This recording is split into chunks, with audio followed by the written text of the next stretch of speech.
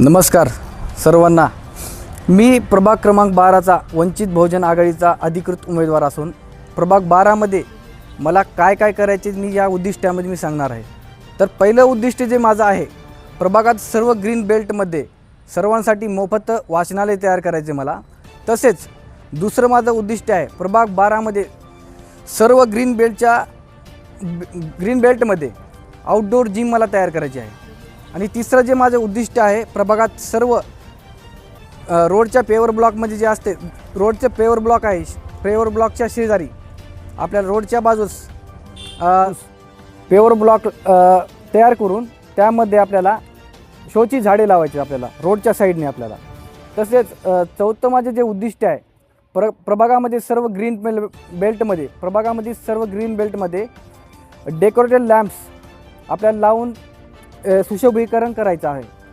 त्याच्यानंतर माझं पाचवं जे उद्दिष्ट आहे, अहमदपूर शहरामध्ये गार्डन म्हणजेच उद्यान आपल्याकडे नसल्यामुळे माझी सगळ्यात महत्त्वाची जी मागणी आहे की आपल्या अहमदपूर शहरामध्ये गार्डन असायला पाहिजे। त्यासाठी मी ज्यावेळेस मला जर तुम्ही निवडून दिलं तर मी ती पहिली मागणी करणार आहे। माझं 6वं उद्दिष्ट एक महत्त्वाचं उद्दिष्ट आहे, अहमदपूर लिंबोटी धरणाचं पाणी अहमदपूर शहरातून उदगीर येथे जाते। तिथं 4 दिवसाला आपल्याला पाणी येते, पण आपल्या अहमदपूर शहरामध्ये पाणी का येऊ शकत नाही 4 दिवसाला? ही महत्त्वाची गोष्ट आहे, सगळ्याला माहीत पाहिजे। 4 दिवसाला पाणी आलं पाहिजे, यासाठी मी महत्त्वाची जे कामं आहेत किंवा पाणी आहे आपल्याला रोजच्या व्यवहारामध्ये आपल्याला लागणार, त्या पाण्यासाठी मी ही महत्त्वाचा मुद्दा मांडणार आहे। त्याच्यानंतर एक 7 नंबरचं जे महत्त्वाचं उद्दिष्ट आहे, जे आपले रस्ते असतात, रस्त्यामध्ये नाही का जे सिमेंट वापरलं जातं, ते एक खराब क्वालिटीचं सिमेंट वापरलं जाते। आपल्याला चांगल्या क्वालिटीचं सिमेंट वापरून आपल्याला चांगले रस्ते बनवायचे।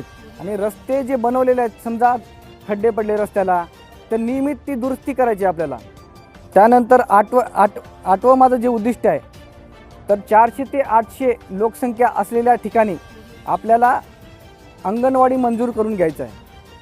त्यानंतर माझं 9वं जे उद्दिष्ट आहे, प्रभाग क्रमांक 12मध्ये पथदिवे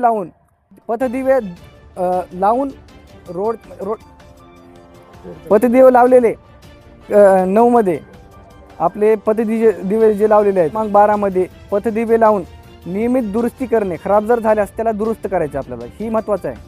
त्याच्यानंतर माझं 10वं जे उद्दिष्ट आहे, आपल्या इथं जे नाल्या असतात, तर नाल्या ज्या आहेत ना, ते खुल्या नाल्या असतात, आपल्याला त्या नाल्या अंडरग्राऊंड करून मच्छराचा प्रादुर्भाव कमी करायचा आपल्याला।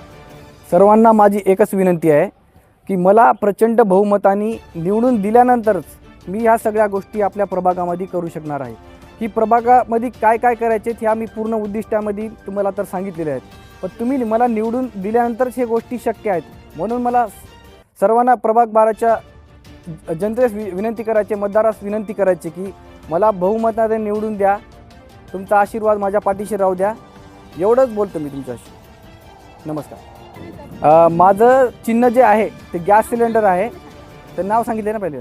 माझं चिन्ह जे आहे गॅस सिलेंडर आहे, ते दाबून मला प्रचंड बहुमताने निवडून द्या, एवढीच विनंती करतो आपल्याशी।